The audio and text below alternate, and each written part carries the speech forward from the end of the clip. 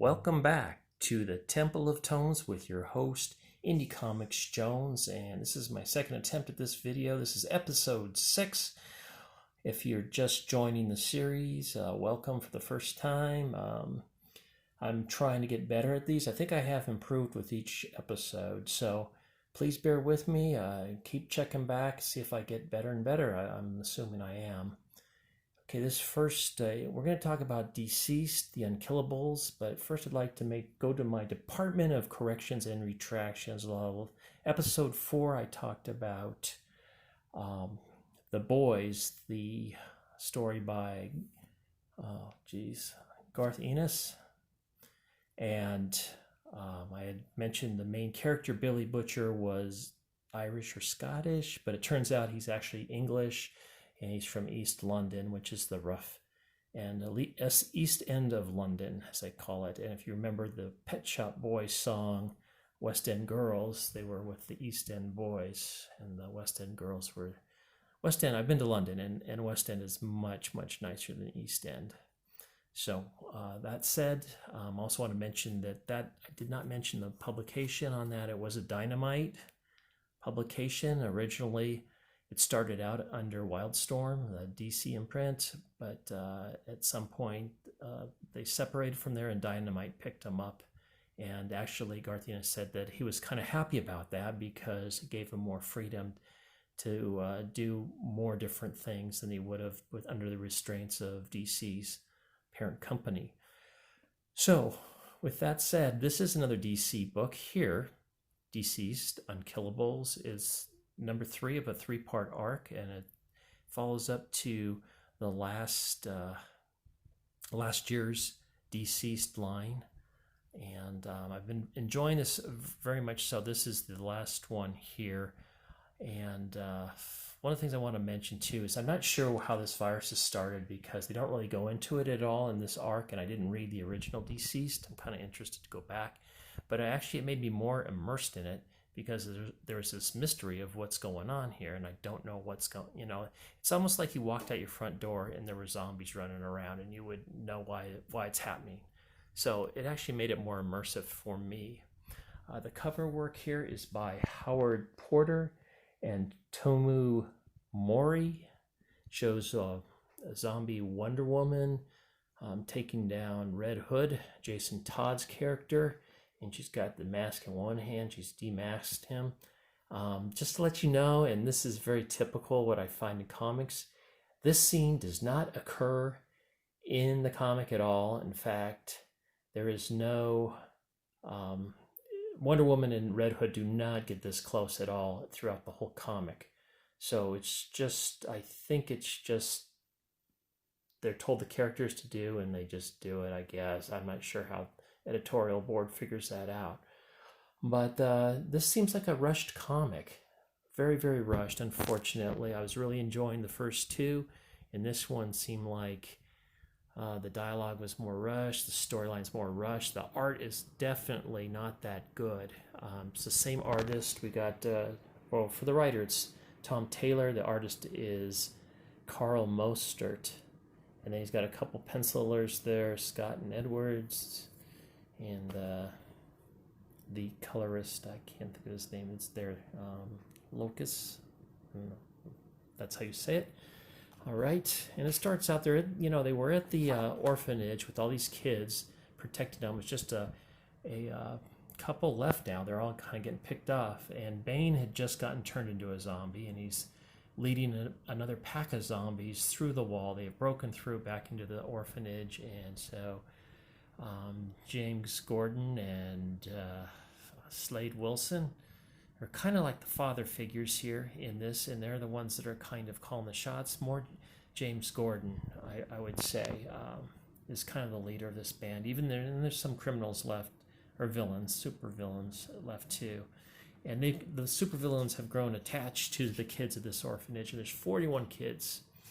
So anyway, Solomon Grundy comes out of nowhere and is able to stop Bane, but he comes under attack from the other zombies, and the other supervillains come in and join in, and they're able to rescue him. But here's the panel that just kills me, just takes me out of the story completely. Look at these kids. She's supposed to be 14. Does it look like a 14-year-old? Looks like 39 years old. He's supposed to be 7. I don't know, he looks very, very old. She is supposed to be 12. Is that what it was? 12 years old? She looks like she's 70 something. She looks very old. And this other woman, what's the age on this one? 8. She doesn't look like an 8-year-old. And she's got her knife strategically placed so blocking the crotch of the cheetah. And the cheetah throughout here is kind of drawn funny to me. The chest area is just all wonky. Looks all wonky in almost every picture here. And as we go along, you're going to start seeing that the women start looking more and more mannish. And I think they're just really rushing it. And the body types and all the men start looking the same. Unfortunately, the story is, because it is a good story, I think it's a good idea, really good idea, but it fails with the rush. So these kids, they're built up to be like, she can kill a man 6 ways with her hands, but she likes ponies too, so I'm not sure why they threw that in there. And he's got this super stamina. He can run for 4 hours straight, carrying a heavy backpack. And what was her power? Let's see. Oh, this might be a guy. His name is Zaid. I think he's in a lawsuit. He's a lawyer with Mark Wade against Richard Meyer. But Zaid's 12 years old. Likes seeing. She likes seeing things blow up and can crush a skull with a slingshot at 50 paces. I don't think a skull would crush by a slingshot unless you mash the slingshot directly into the head. It might pierce the skull, but I don't think it would crush it. And she does something. She wants to strangle golden princesses with her golden lasso, which I'm not sure what that even means. So anyway, in this scene, the kids start out. They start attacking the zombies. Like it's kind of corny, and they're pulled back. And overall, they're able to save Solomon Grundy for the moment, and they make kind of a last stand, which is kind of cool. This is kind of one of the better lines in it. He talks about James Gordon talks about setting up a kill box, and Deathstroke or Slade Wilson says, "Planning a kill box. I like this side of you," because they're kind of like button heads a little bit. So that's kind of a nice little gesture that he's starting to respect James Gordon a little bit more, and we see some nice shooting, and they set up their kill box to block the onslaught of the zombies. So they end up like abandoning the orphanage, taking the Batmobile, and this thing looks like some kind of all-terrain vehicle Batmobile, and 2 school buses full of kids. Mirror Master, who plays a big role in this arc, comes through the rearview mirror and starts attacking people, and he starts coming through the windows, and he grabs a couple of the kids and takes them away. So it starts to get a lot more stuff involved. But so going back to those bad panels here, this has kind of brought me back into the story. This description, I'll see if I can read it well. I don't have the best eyesight.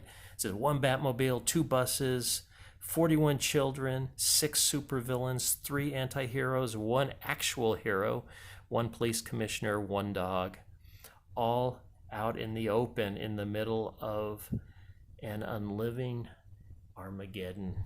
And so they have a road trip that they made, and that's where they come across the Mirror Master, attacks them, and then they come up against Wonder Woman again, and she is just, Wonder Woman is powerful as Superman. So it's kind of like a last-ditch effort to stall her so they can get away. And there's a lot of stuff that happens. I don't want to get away because there's a couple dumb surprises, but I just want to kind of go to the very end. It was such a good story, and then this ending just kind of, they could have gone so many different ways, and Just there's Wonder Woman at her fiercest. But anyway, I just want to show you this last panel. You gotta see this. Okay, that's Poison Ivy. Look at her. It's like a man body, and that's Harley Quinn. It's like, what the heck? I don't know. So, and you can just see these people there. I don't know. It just got the art just at the end. Just really. There was another picture here. No, let's see if I can find the other one where Shiva. Or is it Shiva? No, it was Mary Marvel. Might have been Mary Marvel. I think I'll go back here. I think it's here. Yeah, look at this. Look at her face. Look at that bicep. No chest. That's Mary Marvel. The female version of Shazam. She's called Mary Marvel.